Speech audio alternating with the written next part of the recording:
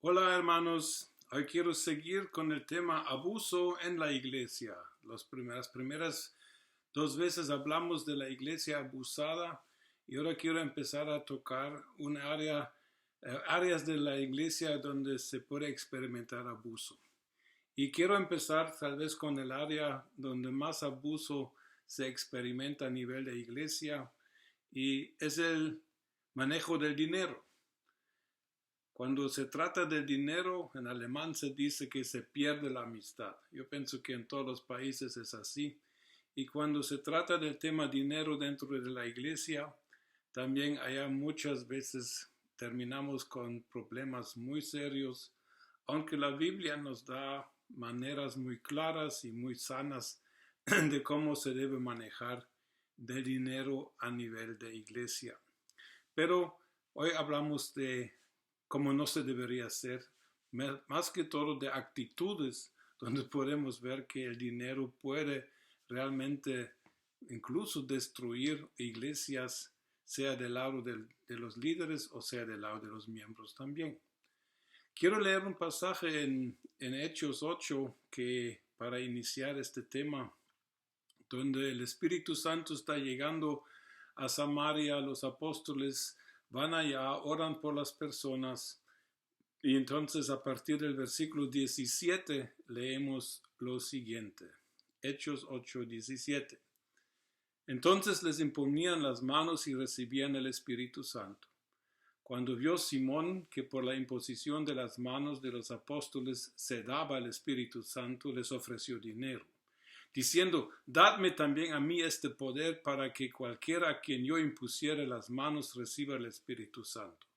Entonces Pedro le dijo, tu dinero perezca contigo, porque has pensado que el don de Dios se obtiene con dinero. Tú no tienes tu parte ni suerte en este asunto, porque tu corazón no es recto delante de Dios. Arrepiéntete, pues, de esta tu maldad y ruega a Dios, si quizás te sea perdonado el pensamiento de tu corazón, porque en hiel de amargura y en prisión de maldad veo que estás.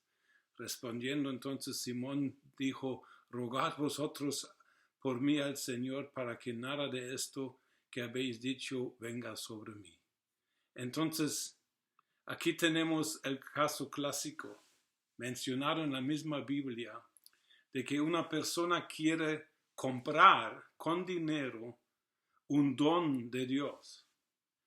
Y las palabras de Pedro son drásticas, pero son correctas. Pedro dice que es seña de maldad, es seña de tener un corazón amargado, es seña de cosas muy malas en las motivaciones del corazón que llevan a personas a creer de que uno pueda obtener el don de Dios pagando dinero. Ahora en el paganismo, se enfatiza la palabra paga, en el paganismo uno tiene que pagar por su salvación. Uno tiene que pagar por los animales que va a sacrificar. Uno tiene que pagar por ritos religiosos. Uno tiene que pagar por un montón de cosas. No. En el cristianismo es el mensaje de la gracia. Nosotros somos salvos por gracia por medio de la fe. Nuestra salvación, nuestro perdón de pecados es una obra de la gracia obrada por Jesucristo nuestro Señor en la cruz y nada, ningún dinero, ningún esfuerzo humano pueda jamás pagar esta salvación. Luego, la Biblia dice que además de recibir la redención gratuita, este don inefable, como dice Pablo, recibimos el don del Espíritu Santo. El Espíritu Santo nos es dado como un regalo. El Espíritu Santo mismo nos da dones sobrenaturales. Y todo lo que nosotros podemos recibir de parte de Dios, sea nuestra nueva identidad, sea nuestra nueva posición en Cristo, sea el poder, los dones, las habilidades y las operaciones del Espíritu Santo, todo esto nos es dado por gracia. Y gracia significa que es gratuito y que no podemos hacer nada ni para merecerlo ni para recibirlo y mucho menos podemos pagar por dones espirituales. Yo no personalmente no lo he visto, pero he oído de que en ciertas áreas del cristianismo hay predicadores que dicen que por el pago de cierta cantidad de dinero uno puede reclamar, uno puede obtener su sanidad, su milagro, lo que sea. Pues, ¿qué dice Hechos? Hechos dice que claramente el don de Dios, solo el pensamiento de pagar con dinero por un don de Dios es maldad. O sea que no importa que sucedan en estos casos que mencioné, la base de todo eso es un corazón malvado y Dios no puede honrar un corazón malvado. No podemos pagar. Si queremos realmente ser personas que hemos entendido la gracia, nunca jamás se nos puede ocurrir el pensamiento de que pueda pagar por algo que Dios en su gracia me ha dado y me quiere seguir dando. Por eso 2 Pedro 3:18 dice que debemos crecer en el conocimiento y en la gracia de nuestro Señor Jesucristo.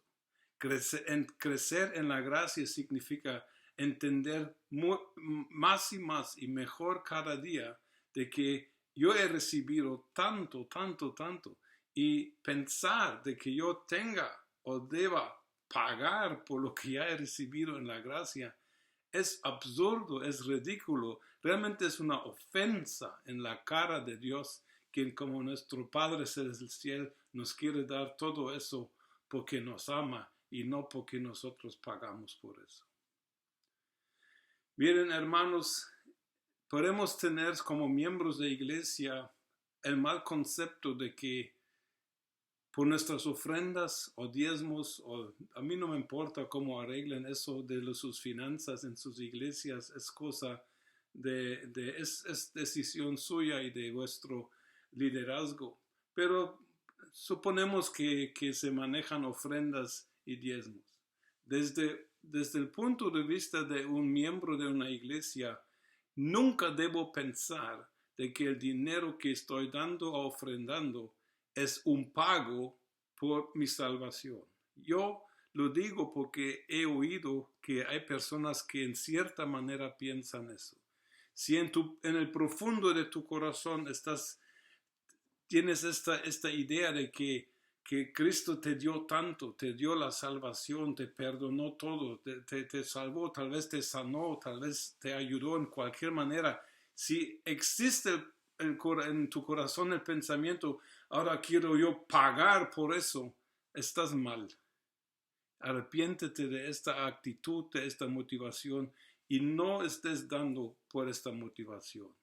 Si alguien da algo en la iglesia, si alguien ayuda al manejo que la iglesia se pueda manejar con su dinero, con ofrendas o diezmos o lo que sea, lo que le llamen, no me importa, uno tiene que hacerlo con la actitud de que yo lo hago por amor a Dios y porque yo quiero invertir en el reino de Dios, porque invertir en el reino de Dios es la mayor empresa y es la mejor inversión que nosotros podemos realizar en este mundo. Estamos invirtiendo en lo nuestro propio, porque el reino de Dios será de nosotros. A vosotros, pequeña manada, el Padre ha querido daros el reino, dice Jesús. Quiere decir que si yo doy dinero a la iglesia en cualquier forma, yo debería verlo como una inversión en una empresa de la cual yo soy socio. Y yo no estoy pagando algo que deba, porque yo no le debo nada a Dios. Yo no le debo nada a Dios. Pero yo sí, con lo que Dios me da de prosperidad, sea pequeña o grande, yo puedo contribuir con lo que yo tengo para que el reino de Dios sea avanzado, que sea construido a través de mi vida en mi iglesia o más allá de mi iglesia. La motivación de dar para pagar algo es una motivación religiosa, pagana y que no tiene nada que ver con la revelación de la Biblia sobre el manejo de dinero. Una vez tuvo el caso de un hermano que yo no lo sabía, pero él me confesó años después de que, y no sé de dónde le vino esta idea tan extraña. Me dijo que cuando había pecado durante la semana, el domingo él daba un poquito más de ofrenda, un poquito más de dinero porque se sentía mal y sentía que con dar unos cuantos euros más, que con eso podría nivelar o pagar el pecado que había cometido dentro en la semana. Ese es un concepto completamente erróneo. Y ese es un abuso de la gracia, es un abuso del evangelio creer de que nosotros con el dinero podemos mover la mano de Dios para hacer algo. Es completamente ridículo y debemos completamente librarnos de este tipo de motivaciones de que con mi dinero yo pueda prácticamente obligar a Dios que me bendiga.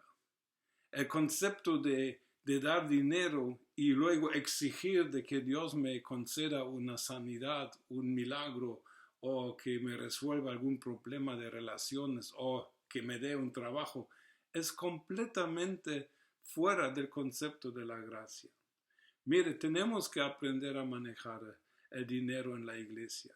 Y el dinero es un área sensible. La Biblia mismo dice de que el amor al dinero, no el dinero, sino el amor al dinero es la raíz de los males. Entonces tenemos que aprender a manejarlo bien y no caer en el error de utilizar el dinero para cometer realmente errores graves que realmente a Dios le duelen en el corazón de ver que sus hijos crean de que por dinero puedan arreglar cualquier problema en su vida. Tenemos que abstenernos completamente de esta actitud. La Biblia habla de dinero. La Biblia nos da la opción de tomar decisiones de cómo utilizar el dinero en el reino y en la iglesia.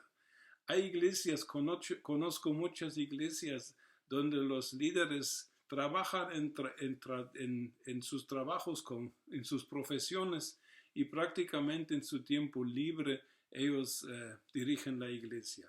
Esa es su decisión y Dios lo bendice. Bendice a los hermanos, bendice a las iglesias. En otros casos hay iglesias donde se paga al pastor o los pastores o los líderes, se les da un sueldo. No hay nada malo en eso. La Biblia da la opción para las dos cosas. No lo uno es mejor que el otro y ni el uno debería estar hablando del otro, porque la Biblia da margen de que uno tiene el derecho de vivir del evangelio. Donde empieza el abuso es el asunto en lo que la Biblia llama ganancias deshonestas. En 1 Timoteo 3, del 1 al 7, donde se describe los requisitos para ser un obispo, o sea, un anciano, un líder en la iglesia, es de que no debe estar metido en el asunto de ganancias deshonestas. ¿Qué es una ganancia deshonesta? Ganancia deshonesta es cuando uno ya no actúa limpiamente con el dinero. Por ejemplo, cuando en una iglesia hay cierta cantidad de entradas y solo el pastor decide con lo que se hace el dinero, eso es una cosa muy sensible. ¿De dónde tiene el pastor el derecho de decidir sobre el manejo del dinero de toda la iglesia? En cada iglesia debería haber una manera de asegurar de que no haya malversión de fondos. Por eso en las iglesias que yo he podido dirigir en mi vida, yo nunca tomaba decisiones sobre cómo se maneja el dinero en última hora. Había un consejo de hermanos que decidía sobre asuntos materiales y también económicas y financieras. ¿Por qué? ¿Porque no se me puede confiar a mí? No, es sencillamente porque es la sabiduría de Dios. Cuando solo una persona decide sobre la totalidad del dinero, es lógico que va a haber problemas, que va a haber personas que preguntan, ¿será que lo hace correctamente o no? Y aunque lo esté haciendo completamente bien y 100% recto y justo, siempre lo que dice la Biblia puede haber la apariencia de mal. Y la Biblia dice que incluso deberíamos evitar la apariencia del mal. O sea que en el manejo del dinero puede haber abuso del lado de los miembros que por motivación incorrecta tratan de pagar algo que Dios no quiere dinero para estas cosas. Puede haber abuso de parte del liderazgo que no manejan limpiamente el dinero o que en lo que pasa muchas veces, por lo menos le he oído, es que los líderes se enriquecen sobremanera. Porque eso tampoco es justo de que el pastor esté ganando, no sé, 100 veces más que los miembros de su iglesia. Miren, son cosas que la Biblia nos exhorta a ser sabios. La Biblia nos dice claramente, cuidado con el manejo de dinero, siempre hay peligro. Y nadie de nosotros es libre de caer en tentaciones cuando se trata de dinero. Deberíamos tener la actitud que también se menciona en la palabra, deberíamos estar conformes con lo que Dios nos ha dado de ingresos y con estos ingresos podemos invertir en el plan mayor de Dios de avanzar su reino sobre este planeta. Ese es nuestro privilegio, pero con eso no pagamos nada a nadie, sino que invertimos lo que Dios mismo nos ha dado para que nuestra inversión sea algo mayor y que haya un fruto incluso eterno. Hermanos, el abuso de dinero es muy fácil de arreglar. Volvamos a los principios bíblicos de cómo se debe manejar el dinero a nivel de la iglesia y entonces todos podemos estar felices como lombrices, como decimos en Guatemala. Que Dios los bendiga, que Dios los bendiga a todos y que Dios nos dé sabiduría y que Dios nos dé su temor también en nuestro corazón para que no estemos abusando el dinero en el contexto de la iglesia y que al contrario, que nuestro dinero y nuestros recursos económicos lleguen a servir como una inversión que se multiplicará para fruto espiritual y eterno y que Dios esté deleitado con nuestras actitudes. Bendiciones como siempre desde mi casa.